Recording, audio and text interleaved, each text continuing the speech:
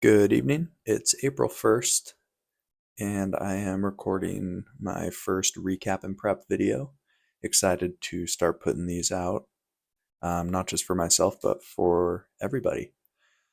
The name of the channel, Value to Value Trading, uh, applies here. So the market, obviously, we're in this downtrend, and the past couple weeks we had a little bounce. So really, I was looking for balance on the way down. So I had these merged, some value there. Then we keep discovering price downward, and I merged these because I found a little wide, but a node there. Here's our point of control. So we come down, we put in this low down here. Bulls pick it up, bounce. Our destination did end up being the point of control of this 4-day value. And then bears step back in, continued selling. We had highs from this day. As you can see, we tap them here, tap them, tap them. So now we have some sort of value in between these turquoise cyan lines. But a lot of volatility. So what I did just to see where volume was is I merged all of these, which I do not normally do, but the high volatility called for it in this case because I just needed to see where volume was. As you see, we basically have this point of control in the middle here, and value just hasn't really filled out in this range yet. It is right now. But what I'll do is make this a little more obvious. Let's make it orange. Great. So we have our point of control magnet. We peeked out of this range to retest upper value. Bears step back in. We reaccept into this range here, and naturally we traverse the whole thing. And yesterday we gapped down, took out lows. Bulls drove us back up to our magnet, which is the point of control middle of the range. So going into today, we can get a little more granular, look at yesterday's profile. We have a volume node here, high volume node, where bulls essentially blasted through all sellers, drove price up to the larger point of control. And we have this sort of value, I guess you could call it, here. Not true value. This is volatility.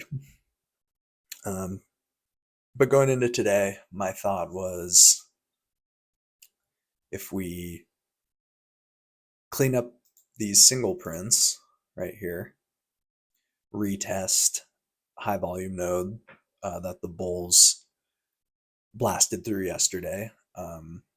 If the bulls are still present there, we may look for somewhere to get long, bounce back up, take the traversal of this mini attempted value area back to our point of control magnet, this orange area. Yeah, so going into today, the plan was at open, we're within this mini upper value. So for me, I just wanted to see, hey, are we going to retest this, what I assume to be bull defense zone? and remagnetize to the orange point of control? If so, that's what I'm looking for. So we'll go to our intraday chart. And as you can see, we open in value. Delta pretty flat around 0. Bulls give it a push, sellers step in, and we get this weak attempt on not very aggressive selling to go retest where the bulls are. So once we're down in this green zone, I start